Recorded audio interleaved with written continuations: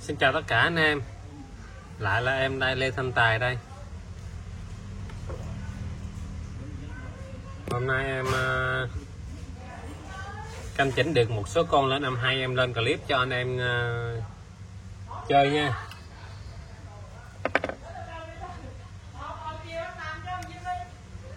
Mua ngang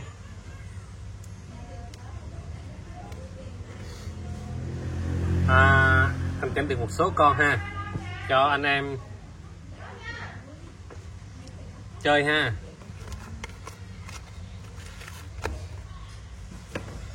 Hàng rẻ, thường là những con âm chơi âm là những con hàng giá rẻ không anh em. Mời anh em làm bi nha.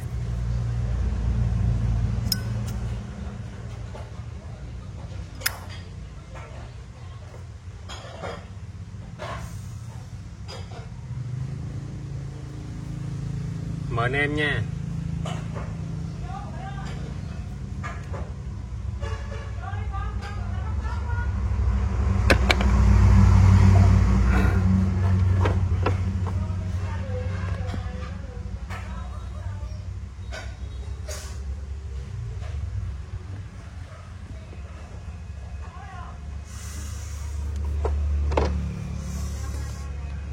Lên con hàng sưu tầm trước ha.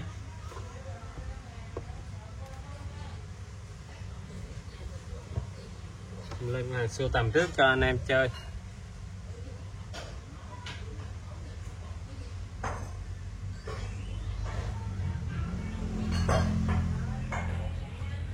Lên cho một con ven ha, ven Ý nha anh em. Ven Ý năm 1992, hình thức qua sử dụng rồi. Góc cạnh thì nói chung là tương đối là ok ha, nhưng cũng đẹp hơn là Myanmar một xíu.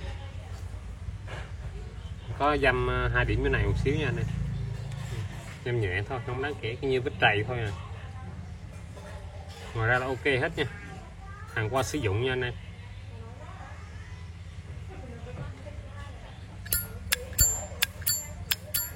Âm hay nha, con này âm hay. Cái dòng ven giá trị sưu tầm rất là cao, 592 nha, rụt mờ nhưng mà vẫn thấy 592 nha anh em. Bánh cực kỳ bén, con nam đã vệ sinh và canh chỉnh rồi nha.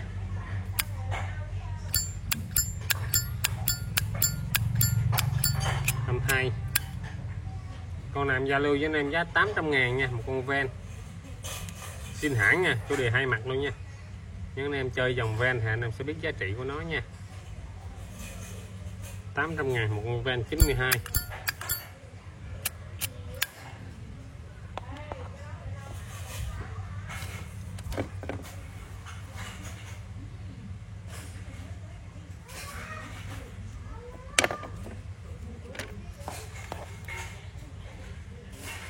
Rồi, con số 1 800.000 nha anh em.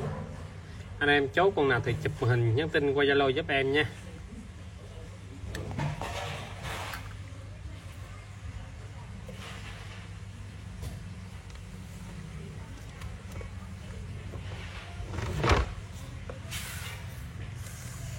Rồi tiếp theo lên cho em một con sưu tầm nữa nha. Lên hàng sưu tầm trước, hàng một thuốc sau cho anh em đỡ bỡ ngỡ. Con này là Antiwear Brass. Em đã vệ sinh 7 lớp keo nó rồi ha, lớp keo giá cổ nó ra lớp brass rin rồi nha anh em. Con này hình thức cũng qua sử dụng rồi nha, qua sử dụng còn khá là đẹp nè, nên nó còn phản phất lớp anti-wear nha anh em. Đây, cho anh em biết nó là anti-wear. Anh em muốn em tẩy đánh máy ra luôn thì ok luôn, đưa vô máy em đánh một phát là nó ra luôn ha. Vệ sinh đánh bóng lên là nó tự bay thôi ha, chỉ cần đánh bóng lên là nó tự bay lớp anti-wear ra thôi. Đây anh em, còn lớp anti-wear nha. Đánh máy không anh em về anh em lấy AutoSol em chà nó cũng ra luôn ha, không cần thiết phải đánh máy. Những cái dòng Antiwear Brass thì nó chỉ chẳng qua là lớp keo thôi, lớp keo giả cổ thôi nha anh em. Con này bản Nicola nha, chủ đề này Con này là lề thô nha anh em, lề thô. Lề thô là lề chưa được bo cạnh nha, chưa được bo hai bên nha anh em, người ta gọi là lề thô. Còn đồng thô hay không là em không biết ha, nó là đồng anti-wear thôi, âm như cái chuông chùa nha.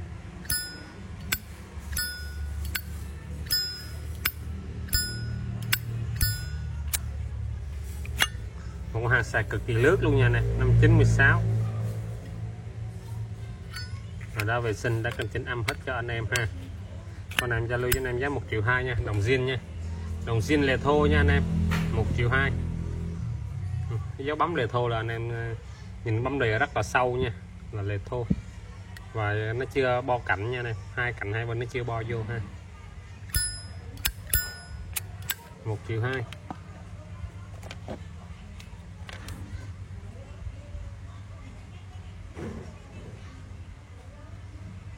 Âm nó thành miếng bàn luôn ha, âm nó nhức cái nắp, nó ngăn như cầu Bình Triệu luôn ha.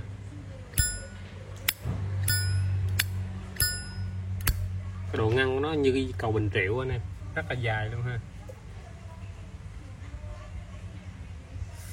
Clip em đăng lên là clip nguyên bản nha, không qua chỉnh sửa gì hết nha, quay sao và up lên vậy thôi.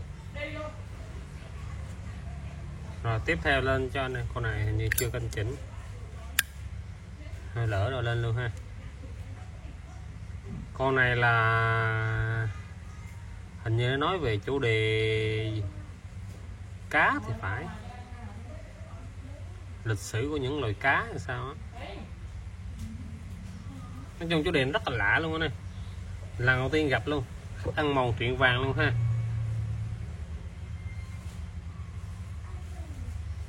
Anh em tự tìm hiểu thêm nha. Con này mạ bạc, qua sử dụng rồi nha anh em, 594, 10 la mã, mình thấy qua sử dụng rồi ha. Tổng thể là tương đối là ok nha anh em, nó có profile xíu. Cái này anh em spa nó cũng bay nó bạc ra lớp niken rất là đẹp luôn nha, nguyên bản chưa thanh chỉnh với luôn. Đó là em bỏ qua bên kẹt, bị kẹt đá nha anh em, đá nó bị mục này, hàng để lâu rồi đá nó sẽ bị mục nha. Ruột 594 luôn nha anh em, nguyên bản chưa vệ sinh chưa canh chỉnh.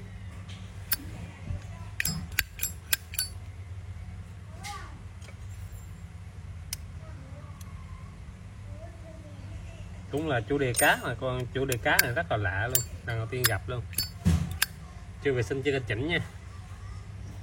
Con này em giao lưu với anh em giá giá bèo với beo luôn, 750 thôi, 750 nha, nhìn vô như cửu âm chân tinh đó.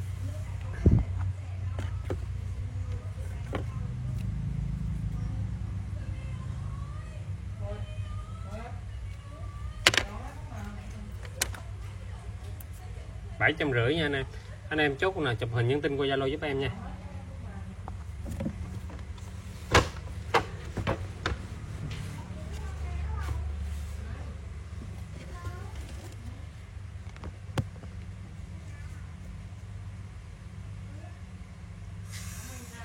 Lên cho anh em những con hàng giá rẻ mùa thuốc.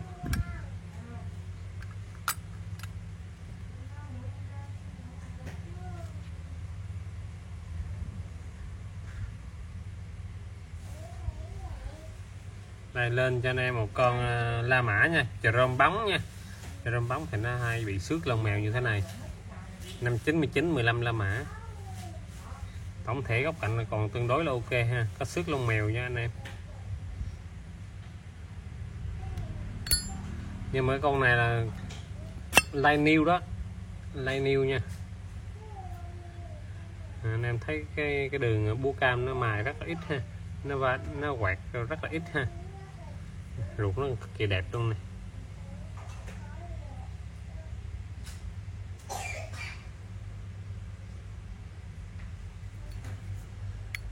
Tại nó dòng cà rơm bóng với bảo quản không được tốt nên nó có xước lông mèo thôi, chứ con này chất lượng rất là ok luôn, bánh là cực kỳ bén luôn.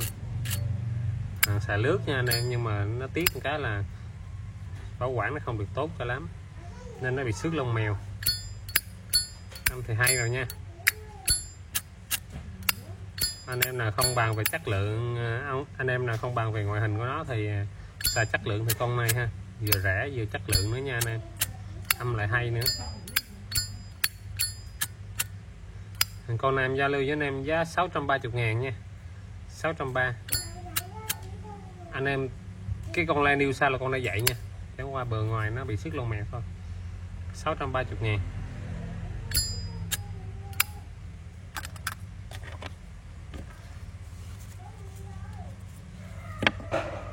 Con số 4.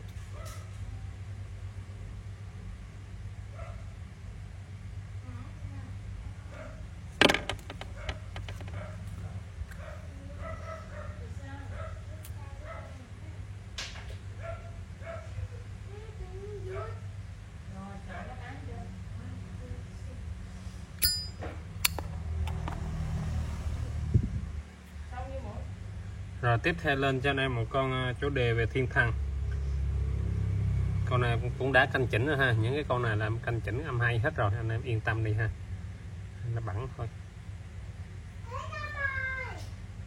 Rồi. Con này thì qua sử dụng còn đẹp nha anh em.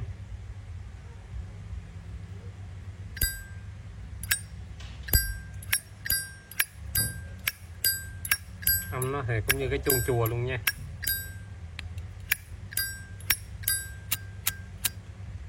Chưa vệ sinh nha, mới canh chỉnh âm thôi.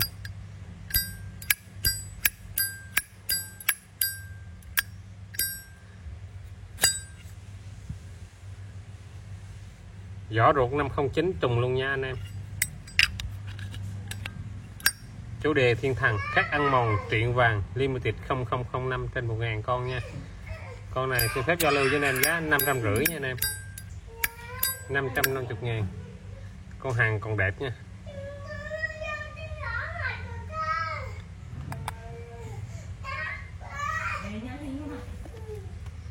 Chưa viết cho mất tiêu rồi. Đây.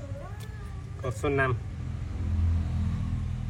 550.000. Bên em là em bao ship tất cả các đơn nha, anh em không mất thêm phí ship nữa ha, anh em không có mất thêm phí ship nữa đâu.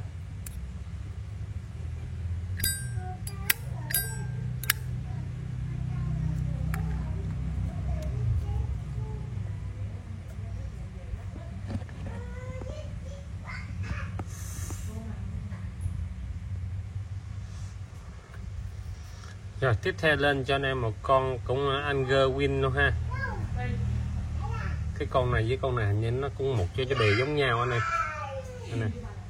Cái bảng chủ đề, cái chủ đề nó là kiểu như là một set á. Con này 0034 trên 1.000 con luôn ha. Con này là mạ bạc gõ búa viền, các ăn mòn truyện vàng, mạ bạc nha. Con này xài cũng cực kỳ lướt luôn nha anh em.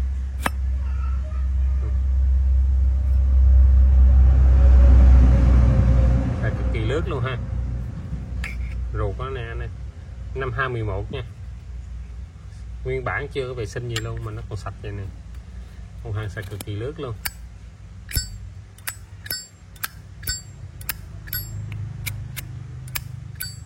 Âm hay nha anh em.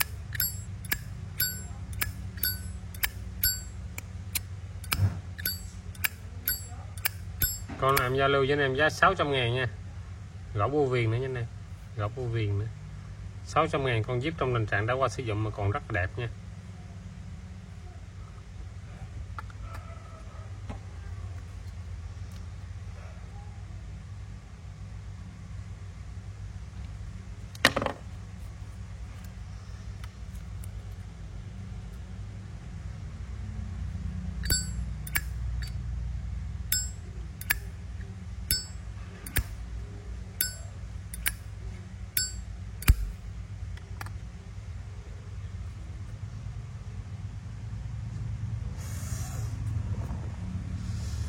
Tiếp theo lên cho anh em một con mạ bạc. Em xin hãng chữ R nha. Em nghi vấn là bạc khối này. 508. Con Jeep cũng qua sử dụng rồi nhưng còn khá là đẹp luôn nha. Có cắn đầu tâm chỗ này một xíu nha nè.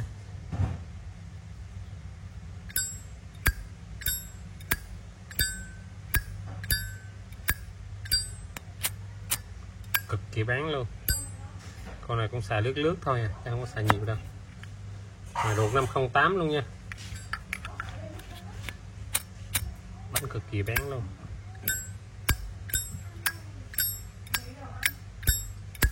Con này em giao lưu với anh em giá 470 nha. 470 bao ship luôn nha. Hàng đẹp nha anh em, có cắn một điểm đầu tâm chỗ này thôi. Âm thì khỏi bàn luôn rồi.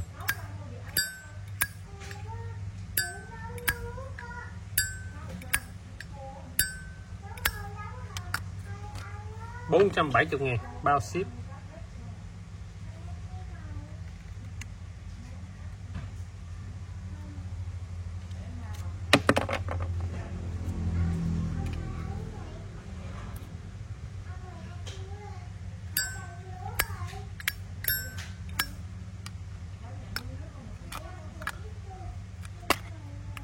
Rồi tiếp theo lên cho anh em một con chủ đề về gái nha.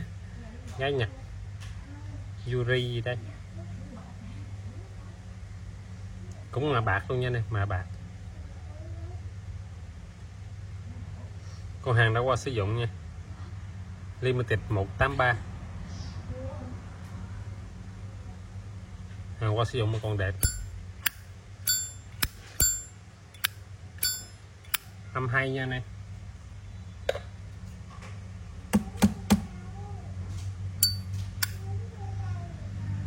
Năm 010 210. Ruột năm 210 trùng tháng trùng năm luôn, cũng cực kỳ đẹp luôn ha. Cực kỳ đẹp luôn.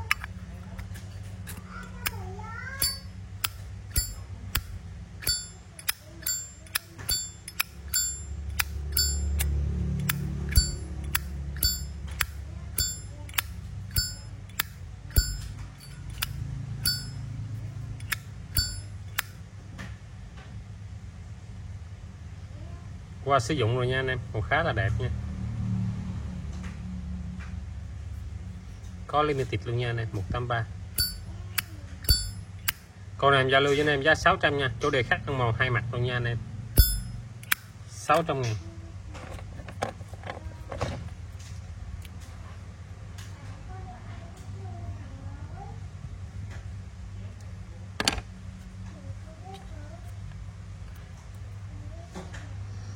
Con số 8.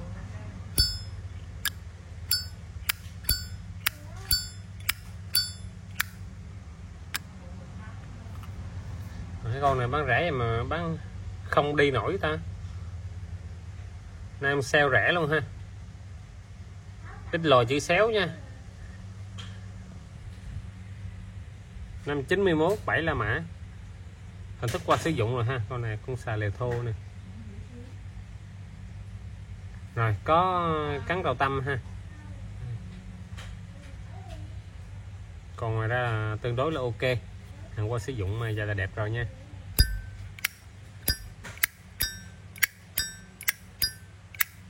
Ăn cũng khá là hay luôn nha. Bánh bán con này nó vệ sinh và canh chỉnh rồi nha anh em. Ruột 591 luôn nha. Ruột rõ 591 luôn nè.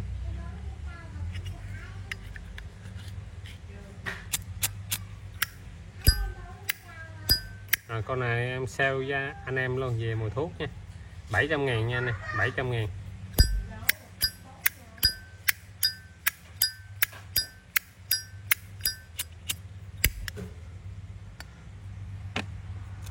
Con số 9 đít lồi chữ xéo cho anh em, 700.000.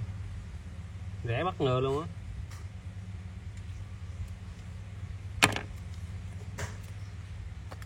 Đít lồi chữ xéo bán bằng cái giá La Mã luôn anh, La Mã thường luôn.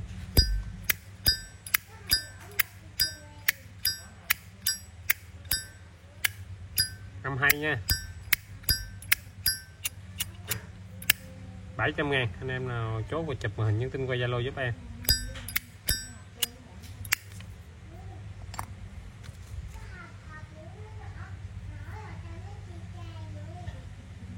Rồi lên cho anh em con 05.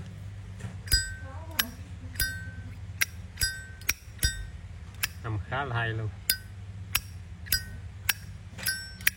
Con này bún mạnh xíu nha anh em.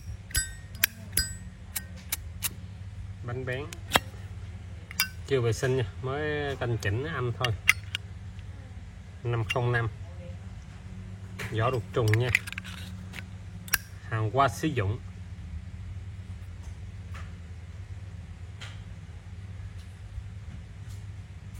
Còn tương đối là ok nha anh em.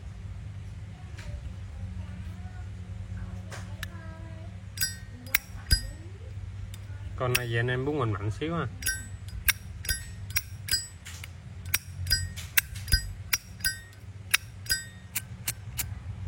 Con này giao lưu với anh em giá 450.000 thôi, sale giá rẻ cho anh em về xài. Con số 10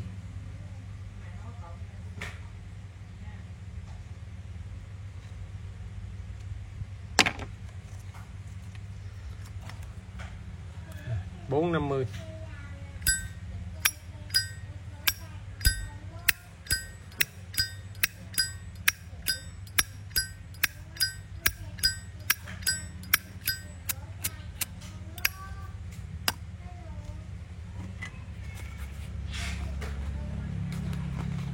Tiếp theo lên cho anh em con hàng sưu tầm, cực kỳ sưu tầm, cực kỳ hiếm luôn ha.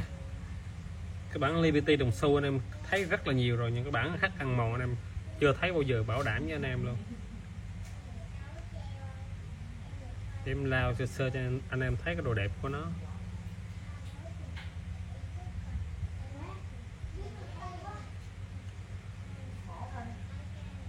Này, Liberty chủ đề khắc ăn mòn, bao zin luôn nha, bao zin cho anh em luôn. Đồng xu anh em thấy rồi, nhưng mà cái bản khắc ăn mòn anh em không thấy được, em cũng chưa gặp luôn, bữa nay mới gặp đầu tiên ha.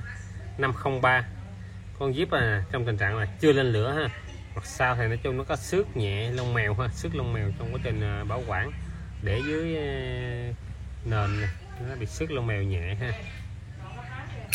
Con này là hàng sưu tầm, em chưa canh chỉnh gì hết, hàng new sưu tầm. Ruột 03 luôn ha, trùng luôn nha. Nên em không cái canh chỉnh, anh em là chốt mà canh chỉnh thì em sẽ canh chỉnh cho anh em. John Kennedy chủ đề khắc ăn mòn, zin hãng Liberty new nha, này chưa lên lửa ha.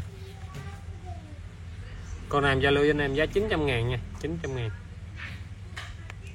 Một hàng sưu tầm cực kỳ cao, cực kỳ hiếm gặp luôn ha.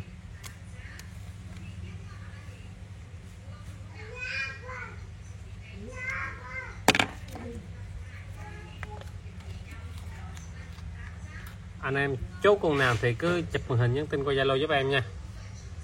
Clip này em chỉ lên bao nhiêu cho anh em chơi nha. Canh chỉnh được bao nhiêu, canh chỉnh lần một ngày, canh chỉnh 1-2 con rồi để đó, rồi chừng nào mà gấp đủ clip thì em lên luôn một lần như thế này cho nó dễ. Còn bình thường là em hay lên hàng nguyên bản nha.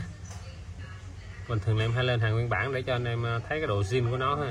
Và tất cả những cái đơn hàng bên em, con hàng bên em luôn là em bao ship và em bao zin toàn bộ luôn nha anh em. Bao ship và bao zin nha, để cho anh em an tâm về chất lượng hàng của bên em nha. Rồi, xin chào và tạm biệt anh em nha.